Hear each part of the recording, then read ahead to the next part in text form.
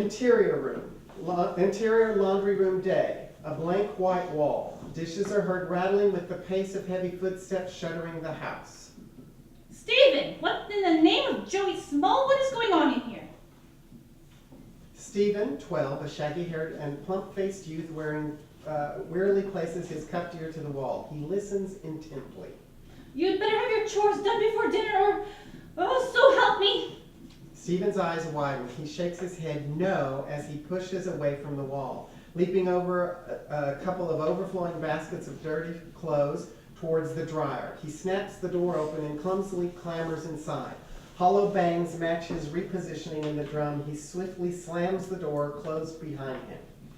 Interior, spaceship, day. Stephen, now slick-haired and jovial, dutifully emerges from a swooshing hatch located along a wall of glowing blue circuitry. Standing tall, he tugs a smooth maroon tunic with a glistening emblem depicting the planet Saturn on his chest.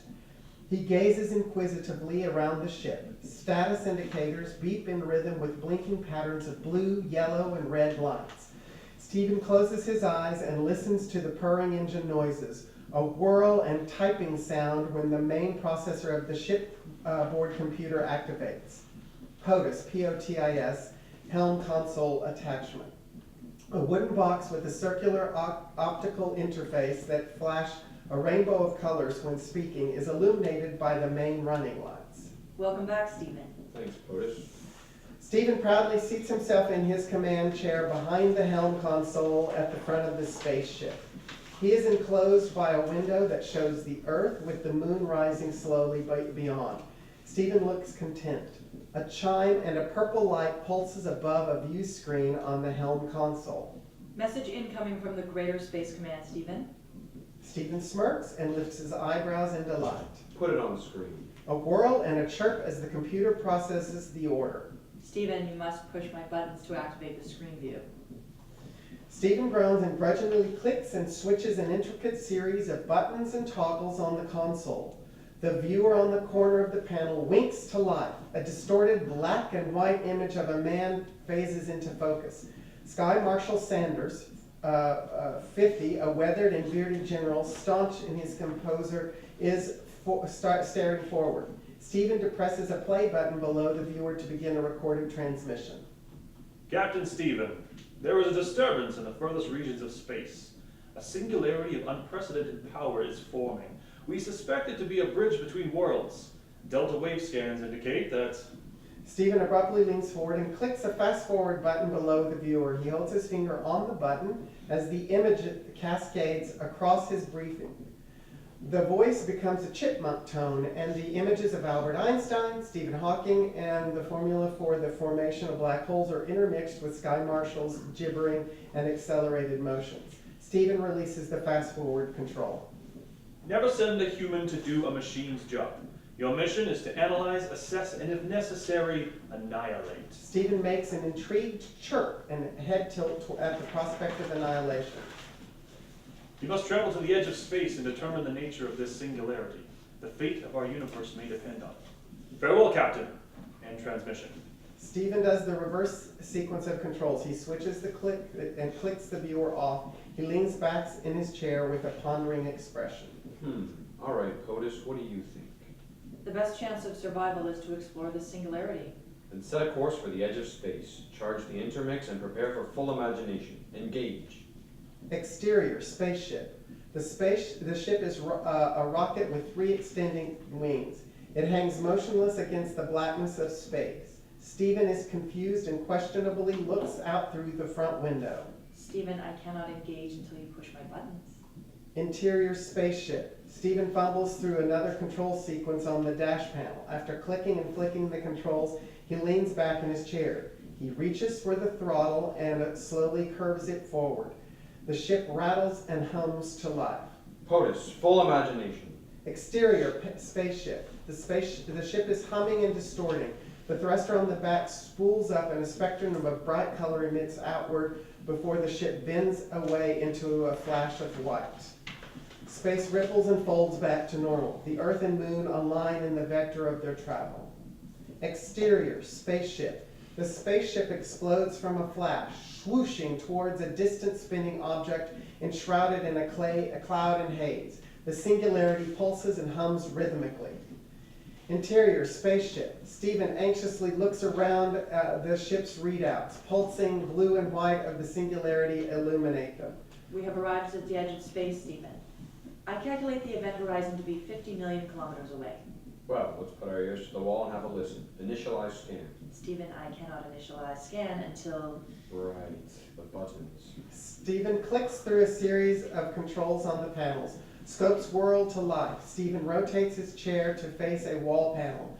A blip appears on the radar, a readout, and a klaxon sounds. Red and orange lights brighten the control deck. Proximity alert. Exterior space. An egg-shaped craft with 4 pink fins drifts towards the pulsing singularity. Interior spaceship. Stephen readjusts into more assured position in his chair. Open hailing free. Incoming transmission, Stephen. What? Fine, put it through. Stephen diligently inputs a series of commands on the panel, and the viewer whirls up. A black and white distorted image of a chicken, 45, white feathered with floppy gizzard appears on the screen. His cabin softened with a smoky haze. Mellow greetings, man. You are in violation of... This is a restricted zone. What are you doing here? Chicken's dream too, man. What do you mean? What is this singularity? It is everything. It is nothing. What are you doing here? You have no authority here. No one does. You can't own dream, man. What? What are you doing here?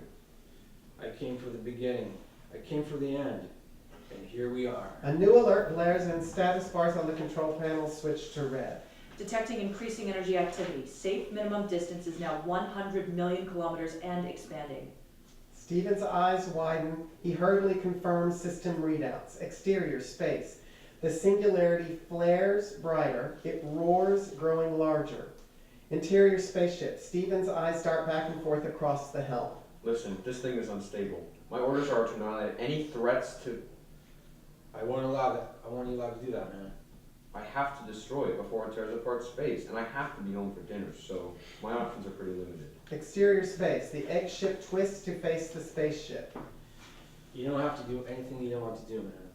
But I won't have you jeopardize the limitless possibility. Stephen, our line of sight is... I know. We will be unable to target the event horizon with our imploding... Exterior space. The egg ship brightens and jostles in its rippling space. Stephen, increased energy activity detected. We are being targeted. The disturbance is affecting sensors and communications.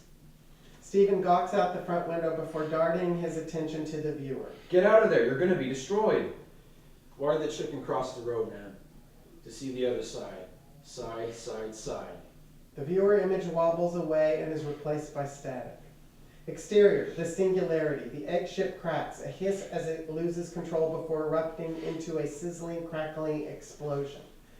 Interior, spaceship. Klaxons and sirens trumpet. Stephen's wide eyes fixed on the wreckage of the egg ship. There is a shudder and the ship rocks briefly. Stephen flips, toggles, and clicks buttons, looking mixed up as he ascertains the meaning of his readouts. What day of the week does a chicken like least? Stephen turns in his chair to face the readout display on the opposite wall of the cockpit. Friday. Stephen scrunches his face and rubbernecks to face the POTUS display on the console. Jeez, POTUS, too soon. My apologies, Stephen. But we have just crossed the event horizon. I felt humor was appropriate. Oh, that's much worse. Stephen looks dispirited around the frame of his ship. It groans and moans under stress, the klaxon still whirling. Alerts blinking red and yellow. Stephen leans forward and checks a scanner display. Now what? What is this thing? Stephen stares out the front window, the singularity now almost filling the field of view. The ship quakes. POTUS, can I ask you a question? What is it, Stephen? Do you believe that imagination is more powerful than life itself? Stephen leans back in his command chair, staring straight and looking pensive. The alerts fade away. My programming would suggest that life is the total sum of understanding and experience. Imagination includes the world of possibility. Stephen smirks, his eyes dart forward. Punching up the launch sequence and resting his hand on the throttle, the singularity fills the entire window. POTUS, full imagination. Exterior, spaceship. The multicolored thrust on the booster of the spaceship ignites. The ship vibrates and rocks as it temporarily is impeded by the grip of the singularity's gravity. Reorienting itself, the spaceship's engines fire their rainbow exhaust, and the ship soars into the heart of the singularity. Fade to white. Fade to interior laundry room. The washing machine shudders slightly as the drum tumbles round and round. Scene.